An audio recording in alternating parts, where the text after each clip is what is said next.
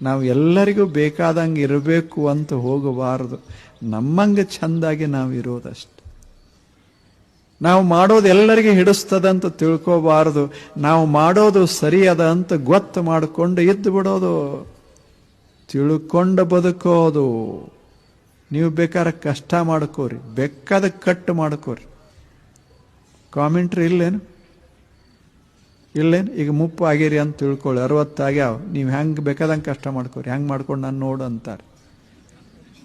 60 ಆಗ್ಯಾವ, ಏನಿಲ್ಲ ಹಿಂಗೆ ಹಿಕ್ಕೊಂಡಾನ ಅಂತಾರೆ, ಎಣ್ಣೆ ಹಚ್ಕೊಂಡಾನ ಅಂತಾರೆ. ಮತ್ತೆ ಹಂಗೆ ಬಿಟ್ರೆ ವಯಸ್ಸಾಗ್ಯಾವ ಗೊತ್ತೇ ಇಲ್ಲಂತ. ಹೆಂಗೆ ಮತ್ತೆ ಏನಾರೇ ಮಾಡೋದು ಅದು ಹೇಳಿ. ಹಚ್ಕೊಂಡ್ರೆ ಹಂಗಂತಾರೆ, ಹಂಗ ಬಿಟ್ರೆ ಖಬರಿಲ್ಲ ಅಂತಾರೆ. ಮಾಡೋದೇನು ಜಗತ್ತಿನ? ಅದಕ್ಕೆ ಯಾರ್ದೇನು ಕೇಳಬಾರ್ದು. ನಮಗೆ ಏನು ತಿಳಿತದ ನಾವು ಮಾಡೋದು, ಸ್ವಚ್ಛಾಗಿ ತಿಳಿದದ್ದು ಮಾಡೋದು. ಇನ್ನೊಬ್ಬರ ಕಡೆ ತಲೆ ಕಣ್ಣು ಕೊಡ್ದಂಗೆ ಮಾಡಿಬಿಡು, ತಾಪ್ ಮಾಡ್ಕೋಬಾರ್ದು. ಮತ್ತು ಯಾರಿಗೂ ಬಹಳ ಹಿಂಗ ಮಾಡ್ರಿ ಅಂತ ಹೇಳಬಾರ್ದು. ಯಾಕೆ ಹಂಗೆ ಅವ್ರು ಮಾಡೋದಿಲ್ಲ.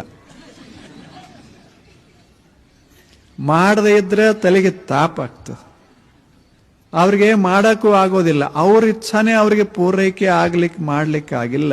ಇನ್ನು ನಾವು ಹೇಳ್ದ